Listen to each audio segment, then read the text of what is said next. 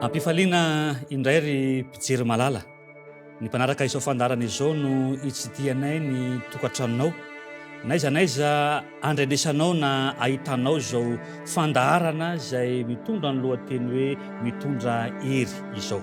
Ny faniriana dia ampahery anao mandrakarivana izany ary ny tokantranonao ane ho anjakan'ny fiadanana. Amin'ity herinandro ity dia hijery zana-doha-hevitra anankiray manokana isika manao hoe ny tanany Jesosy. Ny tanany Jesosy. Mialohan'ny izany indrindra nefa dia manasanao mba anakipo ny masonao ary arivavaka isika. Raha malala be fitiavana indrindra izay ny an-danitro, misotranao izay no ny tombonandro izay nomenao anay isanandro, ary nafana ihany koa manana fotoana andrenesanay indray ny teninao amin'ity anio ity. Tompo, sokafo ny fonay, sokafo ny sainay, ary mitenena Jehovah ho fa vonina anao izay amin'ny anaran'i Jesosy. Amen. Ny tanan'i Jesosy. Mino fa miara-manaiky isika fa anisany amantarana ny momba ny fiainan'ny olona anankiray ny tanany. Maro ny zavatra azo ambara, fa ohatra vitsivitsy no andeha isaritako ny sainao izay manaraka izao fandarana izao, dia no hoe raha mifanena amin'ny olona isika ohatra ka mandray tanana azy sy miaraba ka toa fenomenaka somary mainty angamba nolazantsika azy, dia hoe mety mpanamboatra fiara olona io na moto na sahala amin'izany. Eo ihany koa ny tanana mety marokoroko noho ny asa fambolena izay tanterahana. Eo ny tanan'ireo izay mpikirakira birao izay hita amin'ny mety malefadefaka malama sy ny maro samihafa.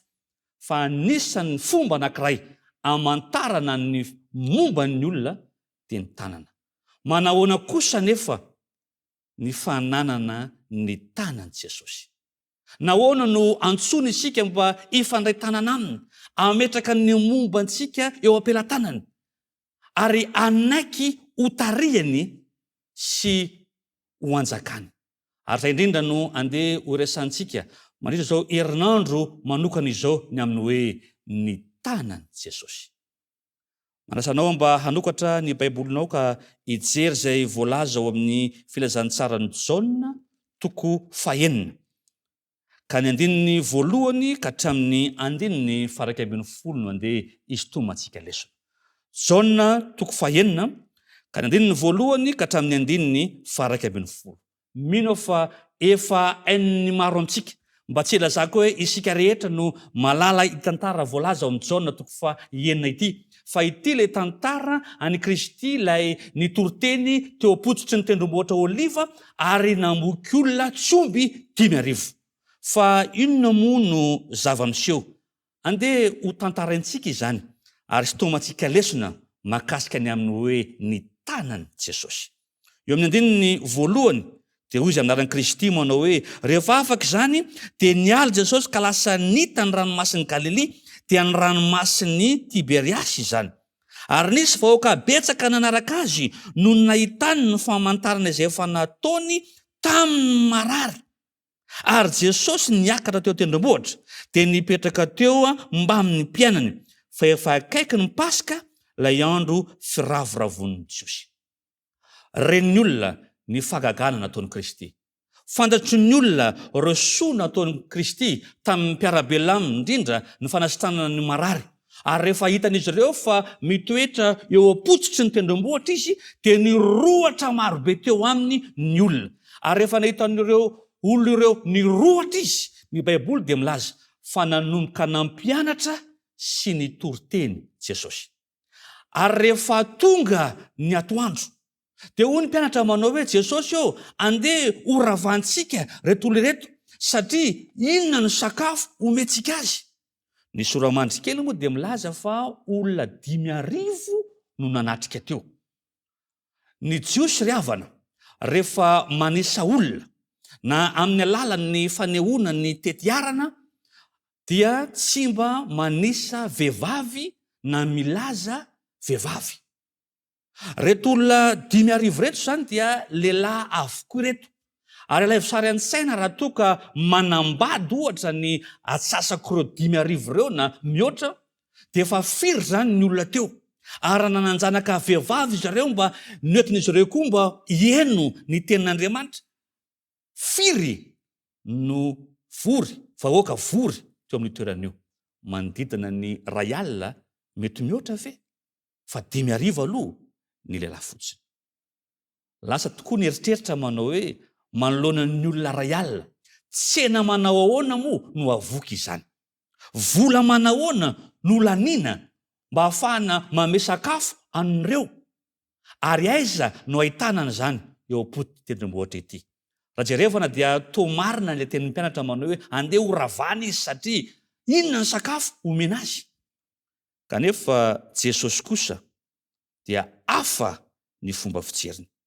Eo amin'ny 10 dia hono ambaran'ny ten'Andriamanitra manao hoe fa ho Jesosy asaivo mipetraka ny olona ary nisy ahitra be teo ka dia nipetraka ny lehilahy tokony ho 5,000 no isany. Raha toa ka fandroana andefa azy mody ny an'ny mpianatra, ny an'ny Kristy kosa avelao izy hijanona eo, apetrao izy ireo. Ary eo amin'ny 9 ambony isika dia mahita fa fantatra fa nisy tovolahy kely nitondra anjara sakafony atoandro teo dia mofo 5 sy hazan-drano 2.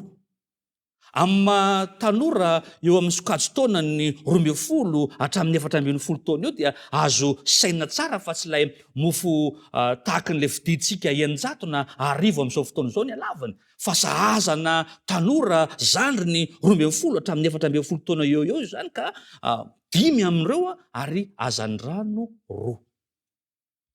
Fa rehefa noentina teo amin'i Jesosy izany, rehefa natolony an'i Kristy ilay anjara sakafo ny atoandro dia hono ambaran'ny ten'Andriamanitra amin'ny 10 amin'ny ara Kristy manao hoe tena nray ny mofo Jesosy. Ary rehefa nisaotra izy dia nizary izany tamin'izay rehetra nipetraka hihinana ary ny hazan-drano koa arak'izay nilainy. Ary rehefa niraisy ny Kristy ireo mofo 5 sy hazan-drano 2 ka nivavaka sy nisaotra tamin'ilay rainy izy dia nizary izany avokoa ny mpianatra tamin'ireo lehilahy 5,000 sy ny vehivavy izay nanatrika teo. Nihinana n'izay sahaza ho azy izy ireo ary nisy ambiny 12 sobika. Satria ny tanany Jesosy ry havana malala dia tanana feno fitahiana. Lasa ny eritreritra mandinika manao hoe angatsy nisy olona akoatra n'ity tovolahy kely ity tamin'ireo lehilahy 5,000 na vehivavy tonga teo tsy mba nanana sakafo mba netiny amin'ny atoandro ve? Sa amin'ireo olona 5,000 eny 2 alina ireo dia ity tovolahy kely ity ihany ny nitondra? Mety nisy nitondra angamba fa tsy nomeny an Jesosy. Ry mpijery malala, ry mpiaino malala, raha tianao hotahiana ny mombanao, omeo an'i Kristy izany. Tsy afaka mitahy izay zavatra tsy tiantsika hotahiana Andriamanitra. Fa na inona no hoentintsika eo aminy ka raisin'Andriamanitra an-tanana izany dia ny tanana feno fitahiana. Tianao hotahiana ve ny asanao? Tianao hotahiana ve ny fianaranao? Tianao hotahiana ve ny fitaizana ireo zanakao? Tianao hotahiana ve ny asa mandrarà, ny fambolena sy ny fiompiana ataonao? Tianao hotahiana ve ny asa fitanterana izay ataonao? Tianao hotahiana ve ny asa birao izay ataonao? Tianao hotahiana ve ny asa fivarotana izay ataonao? Raha tianao no hotahiana Andriamanitra izany, manaova tahaka ity tovolahy ity hoeto eo amin'ny Kristy. Fa ny tanan'i Jesosy dia tanana feno fitahiana. Ary tsy fitahiana ho azy rery, fa fitahiana ihany koa ho an'ireo olona marobe izay nanatrika teo. Ary na iza no mametraka ny fiainany na ny momba azy eo am-pelantanan'i Jesosy dia tsy mitahy anao fotsiny izy, fa mitahy koa ny ankonanao. Alaivosary an-tsaina raha idada no manolotra ny fiainany ho an'i Jesosy. Ineny mametraka ny fiainany eo amin'i Kristy. Ny zanaka mitondra ny momba azy ho eo amin'i Jesosy. Ho feno fitahiana ny momba antsika rehetra. Ho feno fitahiana ny asa mandrarantsika. Ho feno fitahiana ny ankonana. Ho feno fitahiana ny zavatra rehetra. Raiso ho anao koa anio ny tanan'i Jesosy, satria ny tanany dia feno fitahina. Ivavaka isika. Ray malala onjotranao izay ny amin'ny teninao izay nomenao anay tamin'ity anio ity. Tompo, tsapanay f'Andriamanitra fitiavana tokoa ianao, ary ny fanirianao raha mba ho tafakambana aminao ny momba anay rehetra. Ary Tompo, amin'ity anio ity apetrakay eo am-pelatananao ny zavatra rehetra, ny fiainanay, ny momba anay, ka ianao no hitay azy. Ampitombo Tompo ny finoana ianao, ary fikiro izay ho eo aminao mandrakariva, amin'ny anaran'i Jesosy. Amen.